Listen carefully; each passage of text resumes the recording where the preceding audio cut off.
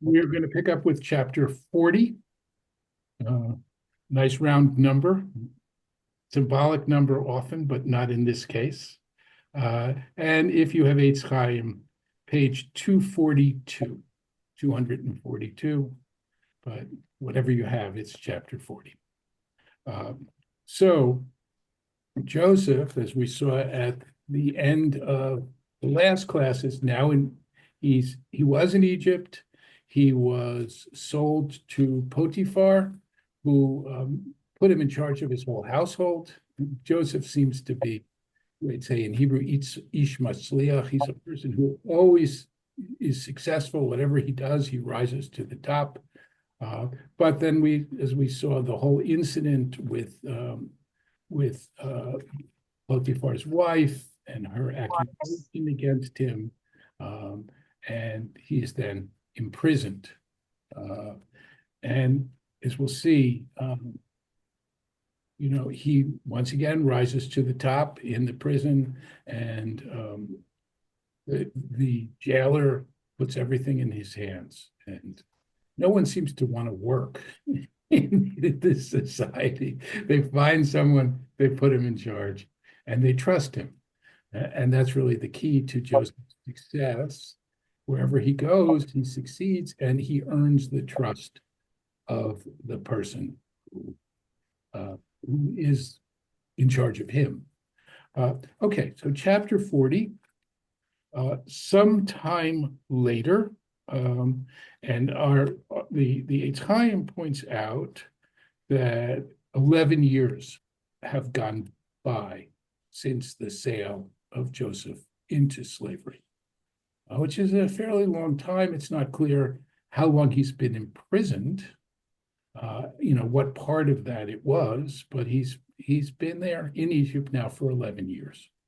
And now we get these two characters, the king's cupbearer and his baker, right? These are important positions. You're close to the king. The king relies upon you. And Egyptian records suggest that these positions really, the person holding these positions generally would become quite wealthy, influential. But they did something to give offense to Pharaoh. And I haven't seen this anywhere, but my own speculation is that maybe there was an attempt to poison Pharaoh. I mean, that's their role. They are in charge of his food and drink. And the fact that they both were imprisoned suggests that there was something wrong there. And they are now both under suspicion. Pharaoh is very angry with them, the chief cupbearer and the chief baker.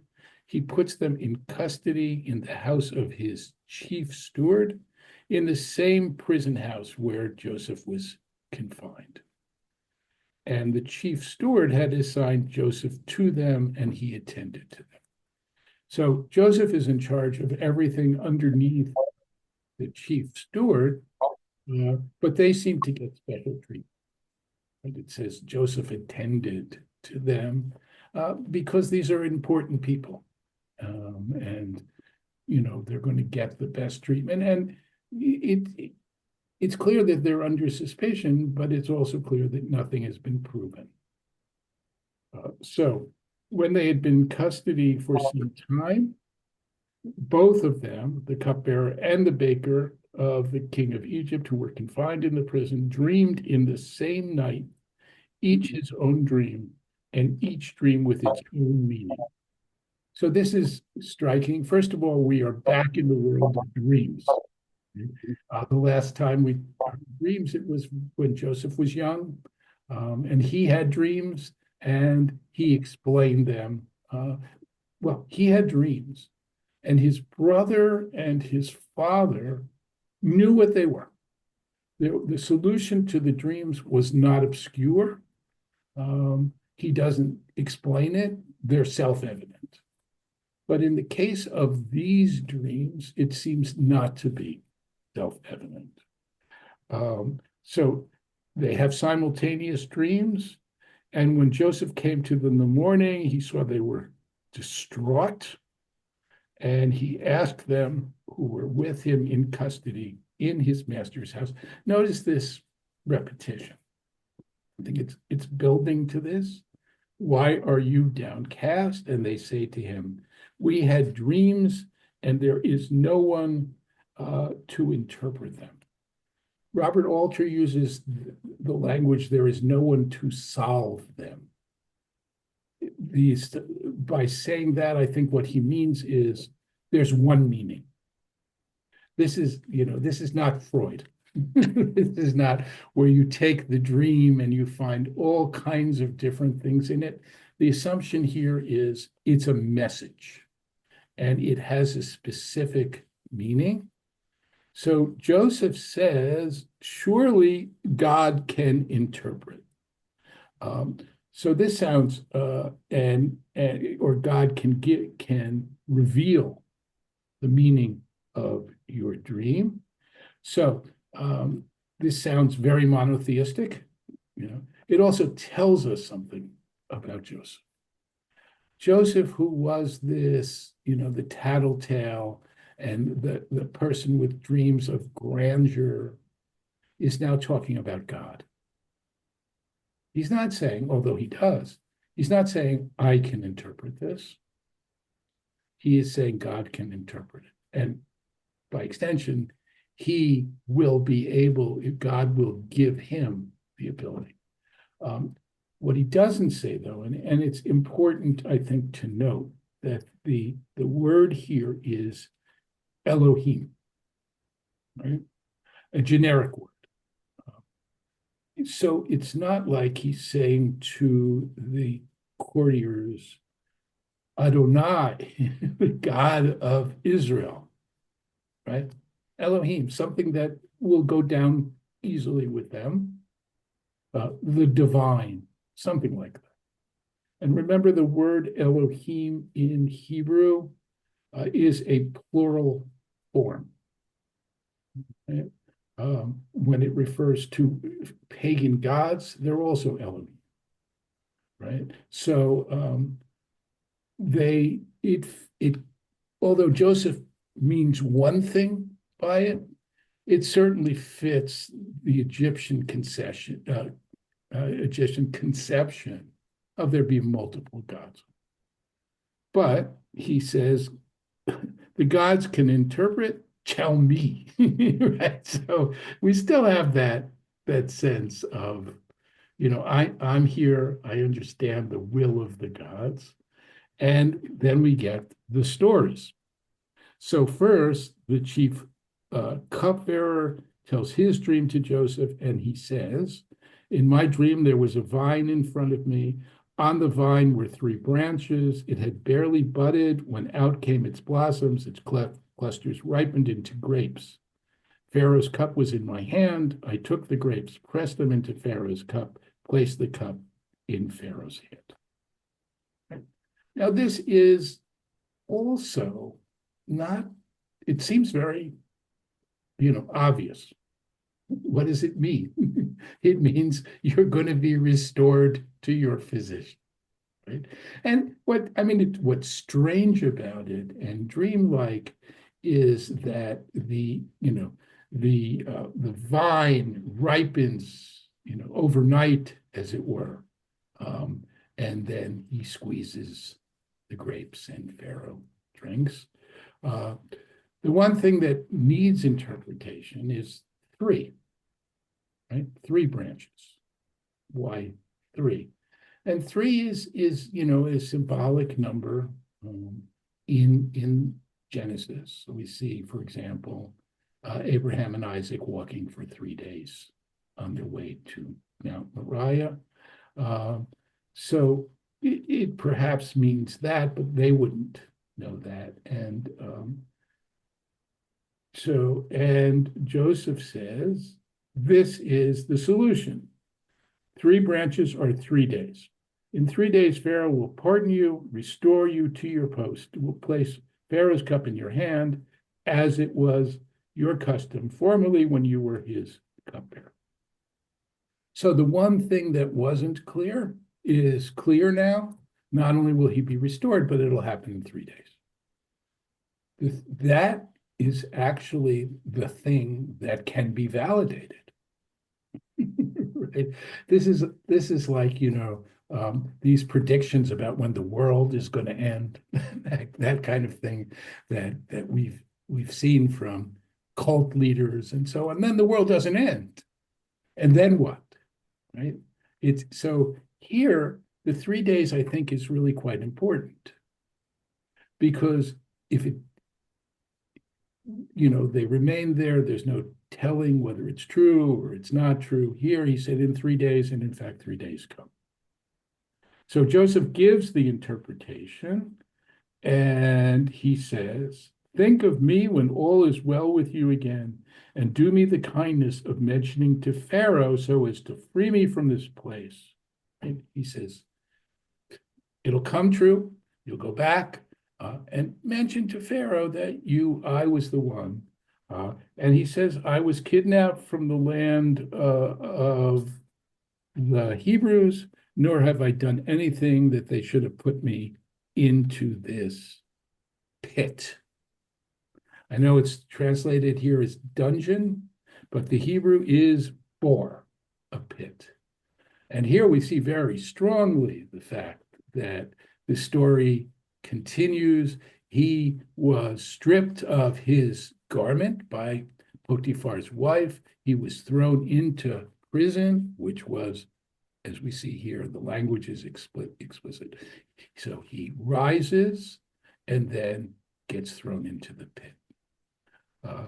Okay, so then the chief baker saw how favorably he had interpreted. And there's something like, great, tell me what I want to hear. He doesn't just ask, or the Torah here is providing motivation, something that it rarely does. And it wasn't really necessary here. It could easily have said, and the chief baker said, interpret my dream too. And it would be ambiguous, or he could have been curious. But here it's telling us, the narrator here is telling us something about the chief baker. He is sort of an opportunist. He doesn't want to know. Now he thinks Joseph has power. Maybe he even has the power to interpret dreams in a way that they will come true. So he says, now we get, in my dreams, similarly, there were 3 open work baskets on my head. In the uppermost basket were all kinds of food for Pharaoh that a baker prepares, and the birds were eating it out of the basket above my head. So, first of all, unlike the previous dream, and unlike Joseph's first dream, this is not agricultural. Remember, the first dream was the sheaves were bowing down to Joseph. The cupbearer's dream, we had a vine that flourishes. This is a different kind of a dream. He's carrying baskets on his head, 3 of them. This sounds rather precarious in itself. And then the birds were eating it out of the basket. This is clearly not a good thing for him. You wouldn't think that this needs interpreting. And again, though, we have 3 days, the number 3. So Joseph says, this is the interpretation. The 3 baskets are 3 days. In 3 days, Pharaoh will lift off your head and impale you on a pole, and the birds will pick off your flesh. A very gruesome image. If he was hoping for something like the cupbearer got, boy, he did not get it at all. I want to also look at one other thing, going back to the other dream, the cupbearer's dream. He says, in 3 days, to the cupbearer, 3 branches are 3 days. And in 3 days, Pharaoh will pardon you and restore you to your post, right? And in Hebrew, yeah, in 3 days, literally, Yisa paro et roshecha. Pharaoh will lift up your head and restore you to your post. And what he says now to the baker is again, Pharaoh will lift up your head because he's going to cut it off, right? So you lose this sort of thing if you stay only with the English, right? There's the old story about translation is interpretation. The famous quote, someone said that reading a text in translation is like kissing your bride through the veil, right? You're not getting the real stuff. And translations are great, but sometimes you do lose a nuance, and here it's a nuance. So he is going to take, again, he'll lift your head, meaning he'll cut it off, and then he will impale you on a pole. And he will hang you on a pole. Here it's clear he's already been executed, and what will now happen is that his body will be impaled. We see this in a lot of places. This was certainly done frequently in ancient times. It's a way of disgracing the body, making it also something that everybody can see. This is what happens when the king is displeased with you, right? Extremely displeased with you. We see the same thing, by the way, in the book of Esther, where, remember, we have this image that Haman's 10 sons are all hung, but that too was not literally being hung, but being impaled. And then the worst of it is, not only will he be murdered, but the birds will come and pick off the flesh. One of the laws in the Torah is that a person who is executed must be buried immediately, right? This idea, and that's why we have a tradition, a Jewish tradition of trying to bury people within 24 hours, ideally. That seldom happens anymore. It's just hard to arrange, if nothing else. Often we want to wait until family can come and be there. The one place it does happen is in Israel. Generally, people are buried the same day. And it makes a certain amount of sense to be able to wait because they didn't have ways of preserving the body in ancient times, right? We have refrigeration. I'm not talking about embalming, which has never been acceptable under Jewish law, although we will see that Joseph gets embalmed, and when we come to that, I want to talk about it. But the body begins to decay, and there is in the front, as it were, to the dignity of the corpse, right? Kvod hamet in Hebrew is honoring the mate, the dead.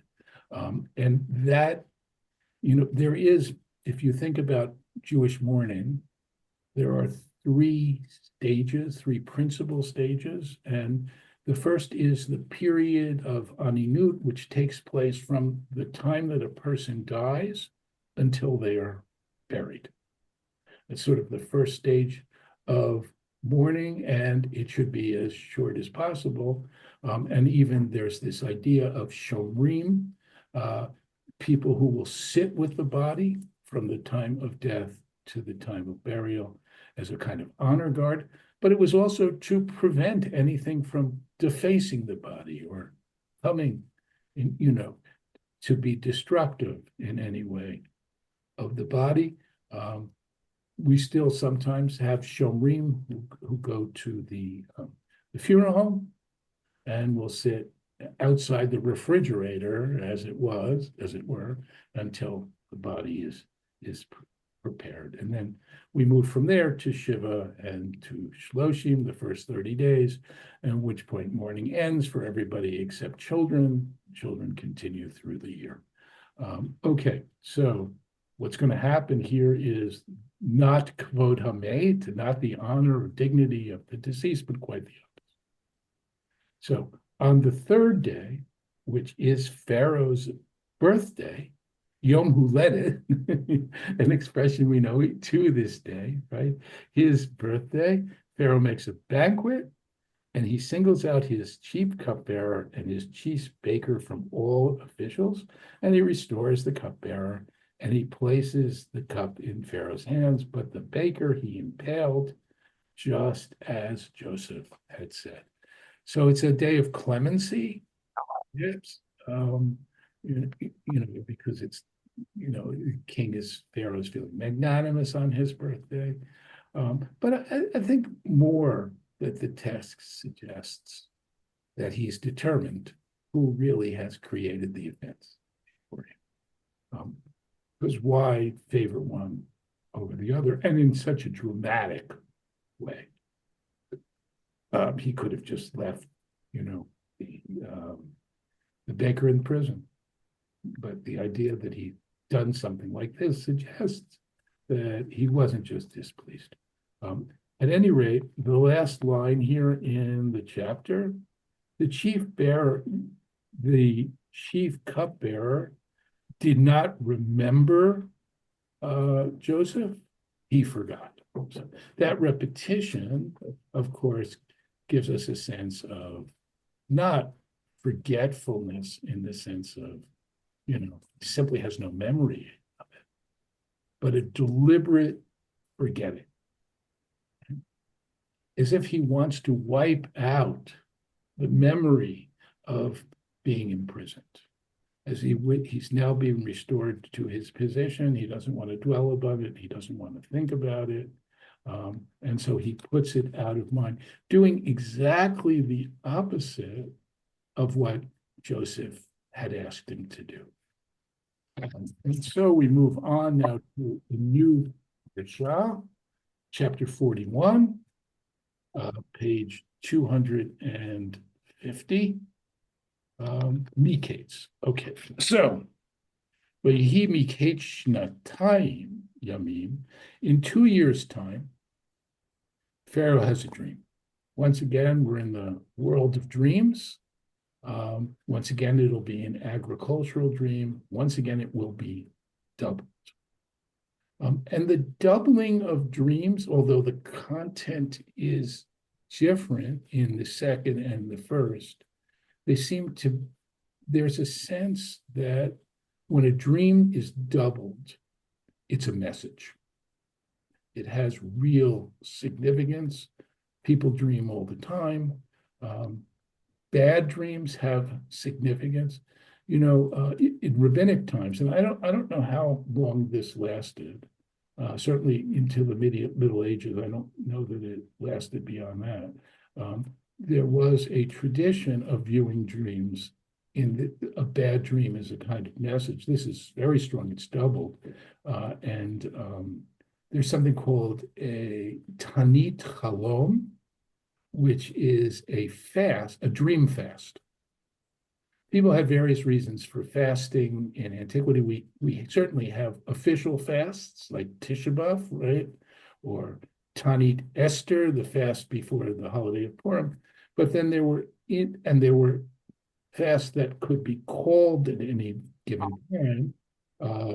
For example, in the case of a drought, if a prolonged drought, there would be a period of fasting as God is, to show that we are repentant from whatever caused this fast. But these are communal fasts. This is the idea of a Tanit Chalom is an individual fast. That it's a bad omen. You had this bad dream. It's a bad omen. You fast the next day. Try to think about what you might have done wrong. That's not what's going on here. But there is a sense it's an omen, and particularly because this fast, in the case of the cupbearer and the baker, they dream one dream, but they're together and their dreams are similar. In this case, Pharaoh's dreaming two. Here too, like Joseph's dreams, it's an agricultural setting. So what's Pharaoh's dream? He was standing by the Nile, right? And when out of the Nile, there came seven cows, uh, Yafot Mar'eh Briat Basar. So they were beautiful to look at, and they have healthy flesh, right? They're great looking cows. And then, they come out of the Nile, which in itself is interesting, of course, because the Nile is one of the gods of Egypt. Pharaoh is associated with the Nile. One of the prophets refers to Pharaoh as the great crocodile, right? Pharaoh himself is a god. So the Nile is extremely important. Important things happen at the Nile. We see this later with Moses, who is drawn out of the Nile by that Pharaoh's daughter. Okay, so nice image. And then after that, seven other cows come out of the Nile right behind them, and they are the opposite, ugly and gaunt, right?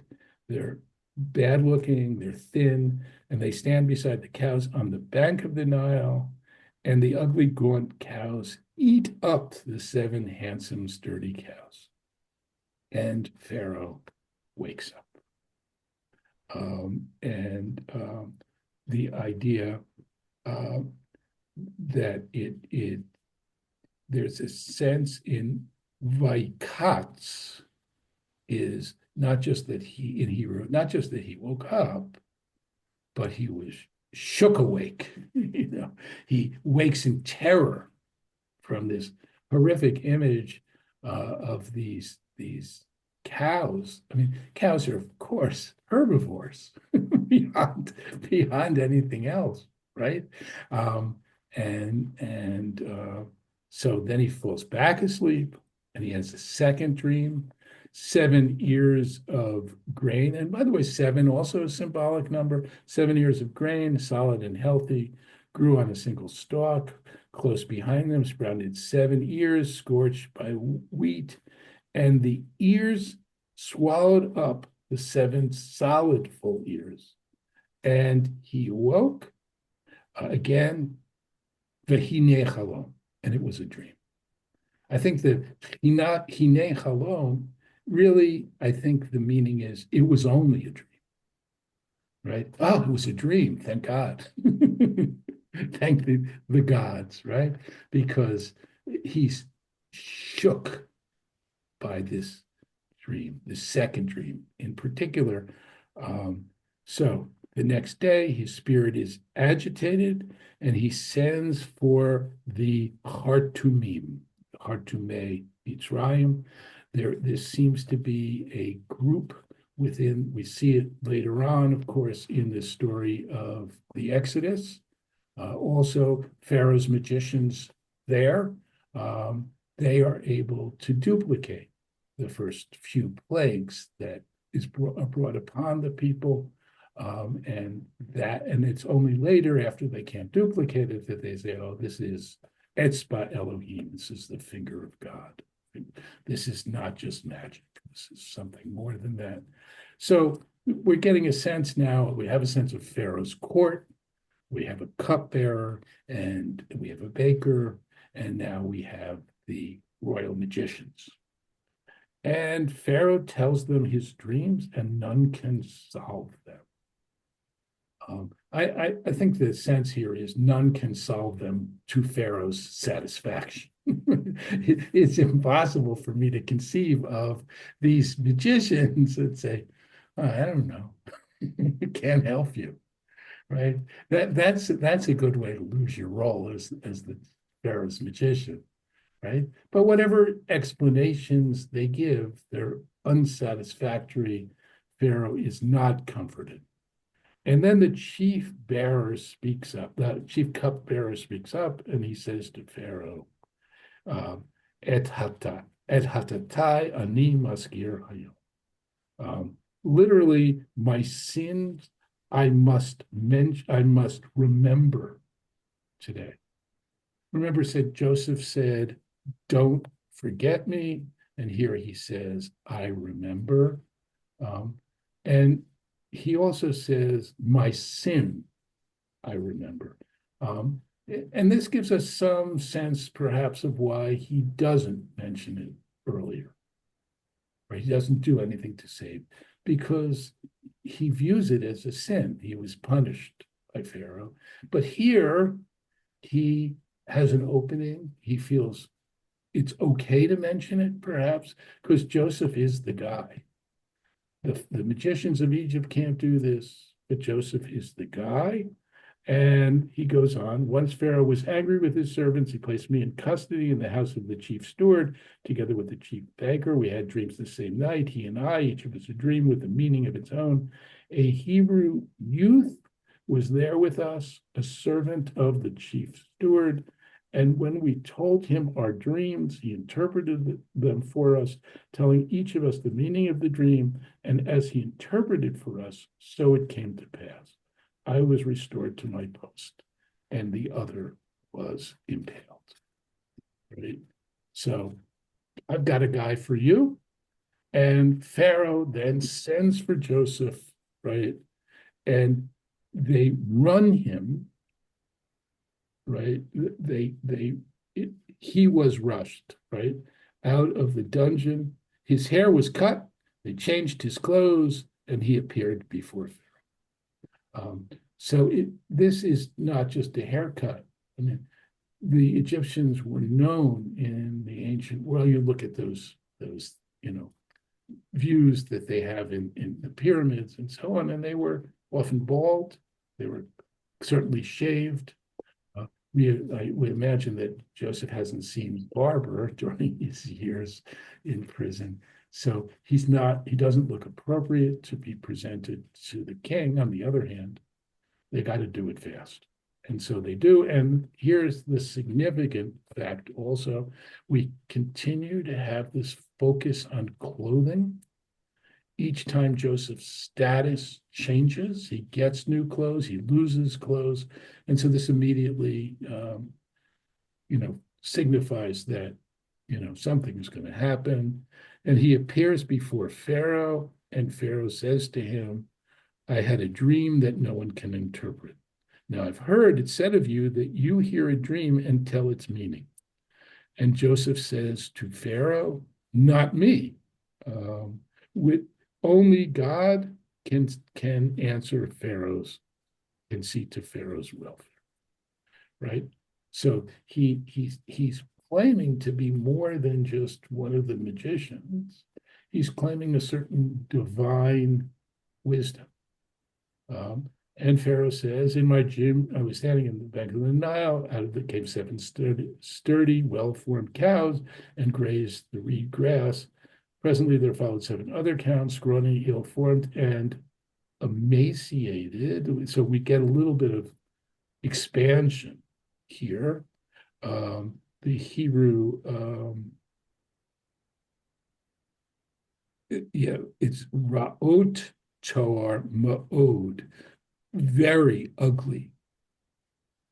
I've never seen their likes for ugliness in the entire land of Egypt.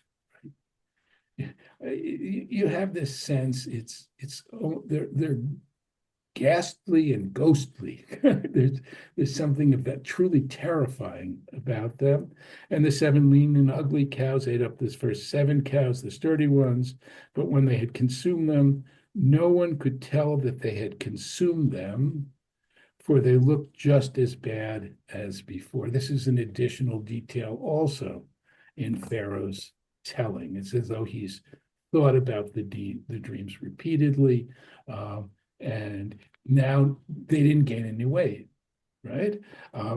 And I awoke. And in my other dream, I saw 7 ears of grain, full and healthy, growing on a single stalk. Right behind them sprouted 7 ears, shriveled, thin, and scorched by the east wind, and the thin ears swallowed by the healthy ears.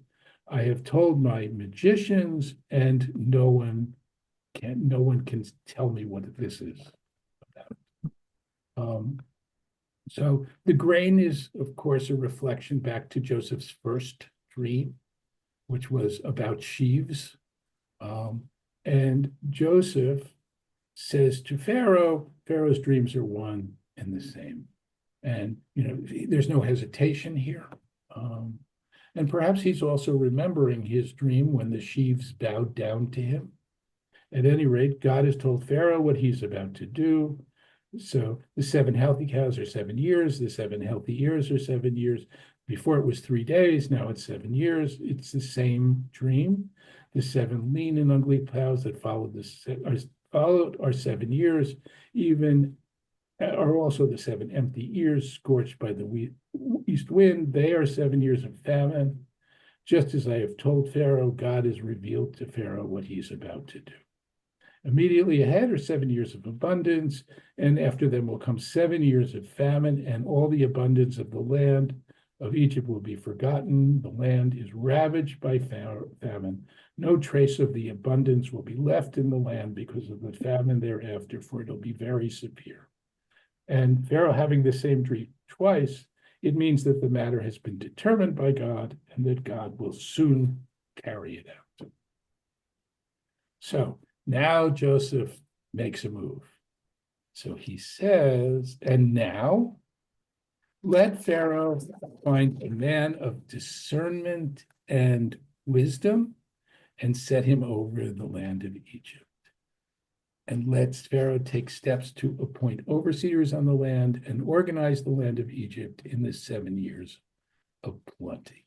So he up to this point, right, he had assumed, he was put in Potiphar's house, and he was directly under Potiphar because he was just successful, and the same thing happened in the prison. And now he's vying for the position. He's pressing it. Now, unlike the previous cases, this is not going to be validated for 7 years. Right? It wasn't 3 days. It's going to take 7 years. There'll be 7 years of plenty, but really we will not know if this is actually going to happen for 7 years. At any rate, he says, let grain be collected under Pharaoh's authority as food to be stored in cities.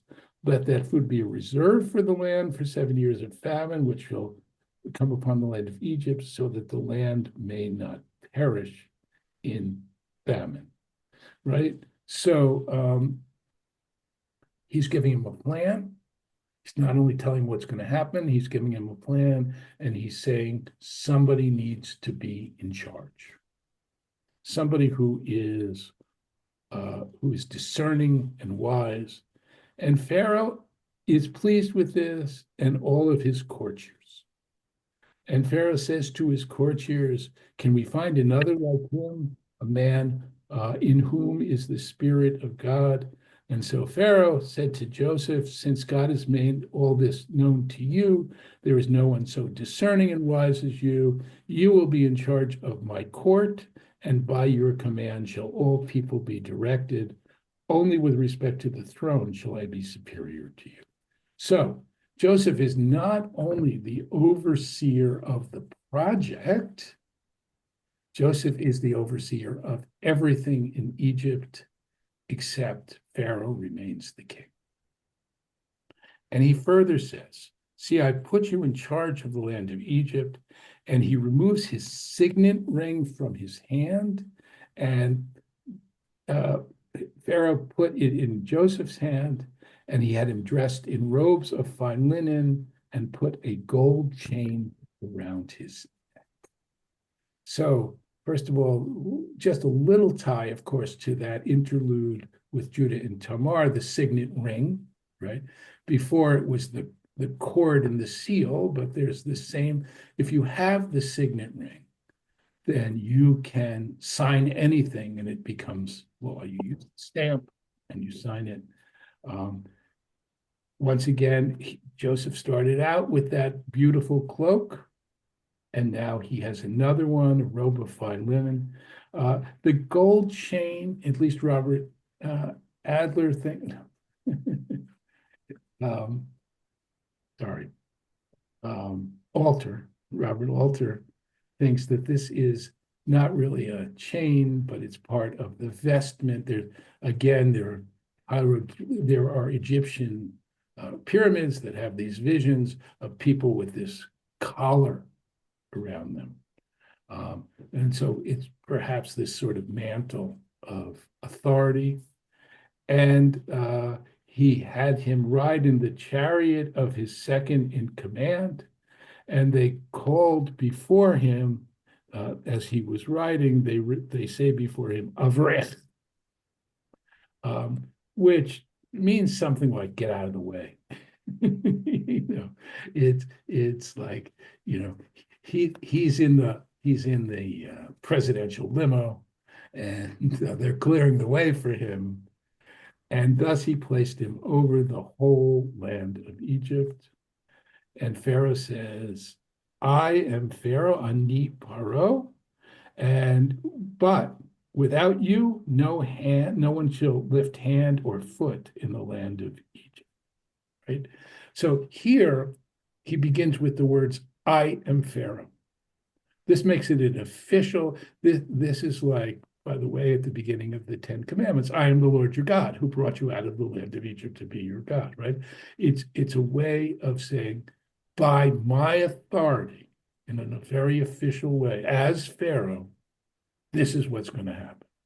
And he gives Joseph a new name, Safnat Parnea, and he gives him a wife, Asnath, the daughter of Potiphar. This is not the same guy, because this guy is the priest of On. On is not a god, it's a place, right? So he's the priest in On, really. This is important, I think, because later on, as Joseph concentrates the wealth of Egypt and winds up taking the land, he doesn't take the priestly lands. His father-in-law is a priest. So he's making him, as it were, an honorary Egyptian. He's going to be dressed like an Egyptian. He has an Egyptian name, and he is married to Egyptian woman of some status. Thus, Joseph emerged in charge of the land of Egypt. He was 30 years old when he entered the service of Pharaoh, king of Egypt. Leaving Pharaoh's presence, he travels throughout the land. Right? Still a young guy, charismatic, successful, and now enormously powerful. During the 7 years of plenty, the land produced in abundance. He gathered all the grain of the 7 years the land of Egypt was enjoying, stored the grain in the cities. And he put in each city the grain of the fields around it. So store cities, right? That's what these are that he's collecting in. And of course, later on, we'll see that when the Israelites are enslaved in Egypt, what do? It's not that they build pyramids, they build store cities. So Joseph collected the produce in large quantity, like the sands of the sea, until he ceased to measure it, for it could not be measured. So that's how fertile and productive the land was. Before the years of famine came, he became the father of two sons, who Asnath, daughter of Potiphar, the priest of On, bore to him, and he names them Menashe, meaning God has made me forget completely my hardship and my pastoral. So he says, it's all behind me now. And the second he calls Ephraim, meaning God has made me fertile in the land of my affliction. So Joseph's children are born to him by this pagan woman. In fact, she's the daughter of a priest. Yet they are his children. And of course, as you recognize, they will become eventually their progeny will become two of the 12 tribes of Israel. There is no tribe of Joseph, right? Joseph, Joseph's children take his place. They will be at the end of Genesis, adopted by Jacob as equal to his other children in status. What happens? Let's see how we are on time. Yeah. 7 years of abundance that the land of Egypt enjoyed come to an end. The 7 years of famine set in as he had foretold. There was famine in all the lands throughout the land of Egypt. There was bread. So the famine is widespread. Something I've neglected to mention, which I should have. All of the fertility in Egypt does come from the Nile. Right? And it's all irrigated fields and so on. Outside the land of Egypt, a famine could be even more severe because it's dependent on rainfall. At any rate, there's famine in all the lands throughout the land of Egypt. There's bread. And when the land of Egypt felt the hunger, people cried out to Pharaoh for bread. And Pharaoh said to the Egyptians, go to Joseph, whatever he tells you, you shall do. Now, Joseph is now going to gather. He's going to use this plenty to consolidate Pharaoh's power. And there's something about this that's familiar in later history. Think about the Jews, for example, who became tax collectors. They didn't really have, they were forbidden to have land. There weren't other professions that were available to them. So what do? They became tax collectors and money lenders. And this is going to create resentment among the Egyptians. And what does he do? He lays open and rations out the grain in Egypt. When the world came to Joseph in Egypt to procure rations, the famine had become severe. And we're going to stop there because the story is now going to shift back to the rest of Joseph's family and how they are dealing with the famine, which is severe in the land of Israel. And as you know, I'm sure that will bring them back to Egypt and to Joseph. So let me open it up to questions and comments. Anything at all? Yeah, Saul. It's interesting that in verse 40, Ata tihye el beiti v'al picha yishak kol ami. This is not translated in Hertz or I guess in Eitz Chaim, but it says, and on your mouth, uh, people will kiss you, but it's not, it's not a literal interpretation, I guess, but the Hebrew's funny. V'al picha yishak kol ami. Yes, that is interesting. I think al picha means by your mouth. I mean, it can't mean everybody's gonna kiss him. Right? Al pi can be according to your mouth or at whatever here, by my command. Yeah. Now, Yishak, call Ami, I can't imagine also is tied to Nishika, or, It says in Hertz, according unto my word. yeah. Well, that's Alpicha, Yeah. right? I don't know. All right, I'll see what I can see about Yishak.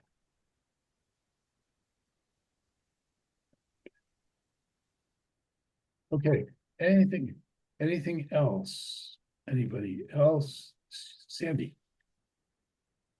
In verse 32, and for that the dream was doubled unto Pharaoh twice, because the thing is established by God, and God will shortly bring it to pass. I read that Rabbi Sachs then refers back to the double dreams that Joseph had, now giving it like a new way of considering it, that because it really does come to pass what Joseph's dreams were. But he also makes the point that when Moses, or I guess Moses asks God to see, Moses wants to see God's face. God says, "You cannot see my face, but you can see my back." And referring in that meaning of the back, meaning that in history, when we look back, we can see how things came to be, so to speak, like Revelation. Right. I thought that was a very nice point. Yeah, I think it is. The idea is that God's presence is reflected in history, right? So, and in ways to take it a step further, right? So you have God is not apparently involved in the book of Esther, but as we look at how the events evolved, we have a sense of God's presence. You know, that we saw that Achashverosh happened to wake up in the middle of the night, and he happened to be reviewing the Chronicles, and Mordecai gets saved. So there's this sense that things are playing out, and if we look back on it, we can see a certain pattern that develops. And I do think that that's what it means. You can't see my face. In other words, you can't directly see me, but you can see my wake. What happened in my wake. Yeah. So how does that tie to these dreams, which actually are looking forward rather than backward? That's the part I don't understand the point you're making. Well, no, I'm saying that it says here that when there's a double dream, that means that God wants this to happen. God will make sure it happens. But when we read a while ago about Joseph's dreams, it just seemed, two dreams. But now they're making the point that it really has a significance to the two dreams. That means that God is involved. God is going to make it happen. That's what it was his point. I think that there is an intimation that it's not just here. And if you go back just for a second to the beginning of Vayeshev, hold on, where we get the dreams. Yeah. So he says when Joseph has his second dream, beginning, he tells his brothers, I had another dream. This time the sun, the moon, and the 11 stars were bowing down to me. He told it to his father and his brothers. His father berates him, saying, what is this dream you have dreamed? Are we to come, I, your mother, your brothers, and bow down to you? His brothers were angry. And then it says, Va'aviv shamar et hadavar. His father, the translation here is he kept it in mind. There is a sense in which I think there too, the double dream, he just doesn't do anything. In fact, he does it as a question. Is this to happen? Right? On the one hand, he could be saying, that's what chutzpah, who do you, right? But the idea that says he kept it in mind suggests to me that with the doubling of the dream, there's something more significant. I don't know how, if we see that elsewhere. I think Joseph is saying something that is known and known to him. I don't think he's making it up in that sense. Other comments or questions? Thank you. Okay.